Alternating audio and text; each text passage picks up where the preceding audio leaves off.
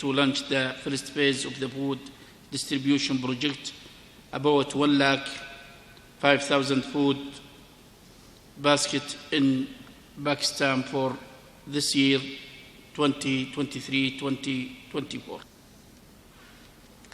Today, as we gather here to inaugurate the Food Security Support Project, we bear witness to yet another remarkable milestone in the ongoing collaboration between Saudi Arabia and Pakistan.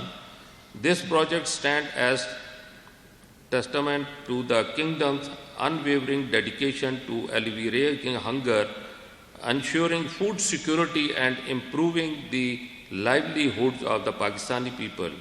It reflects the depth of Saudi Arabia's understanding of the challenges faced by our nation and its sincere desire to contribute to our socio-economic progress. The Food Security Support Project symbolizes the humanitarian values that Saudi Arabia uphold and demonstrate the profound impact it has on the lives of ordinary people. I have full faith that our partnership will continue to thrive, bringing mutual prosperity and progress to both nations.